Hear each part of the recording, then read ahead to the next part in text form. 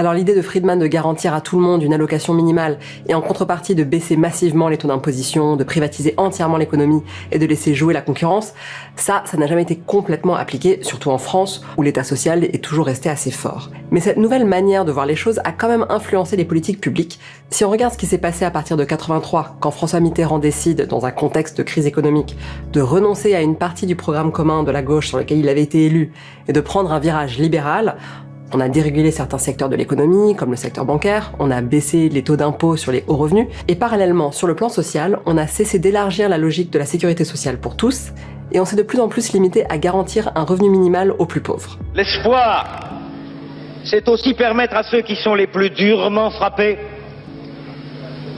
que notre société laisse partir à la dérive, que la marginalité guette, d'avoir droit à une deuxième chance.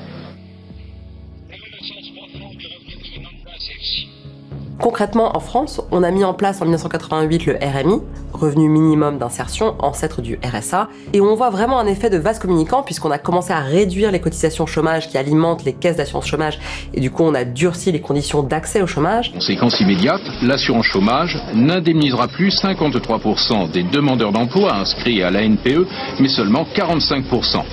Tandis que le nombre d'allocataires au RSA, lui, a augmenté. Et d'ailleurs, le gouvernement Jospin a même mis en place en 2001 une variante de l'impôt négatif sous la forme de la prime pour l'emploi, qui vient en déduction de l'impôt sur le revenu et qui peut aboutir à la remise d'un chèque aux contribuables les plus modestes. Cette reconfiguration entre sécurité sociale et assistance se fait et voit le développement de tous ces systèmes d'assurance modernisés, en quelque sorte, que va être le RMI, et qui vise bien sûr à concentrer l'action de l'État sur le seuil de revenu. Et la concentrer aussi, et ça c'est un peu paradoxal, sur les plus pauvres. C'est-à-dire que la sécurité sociale, les services publics ne sont pas concentrés sur les pauvres. Dès le départ, c'était l'idée de citoyenneté qui est au centre de ce système. Et c'est précisément, je pense, parce qu'ils ne sont pas concentrés sur une catégorie de la population, qu'ils ont un certain soutien populaire. Dès le moment où on concentre l'action publique sur des catégories très très définies, on s'expose aussi à ce que ce soit des systèmes plus stigmatisants et qu'ils soient aussi l'objet de critiques beaucoup plus grandes. Pourquoi est-ce qu'on aide les pauvres? Pourquoi est-ce qu'ils reçoivent ces allocations?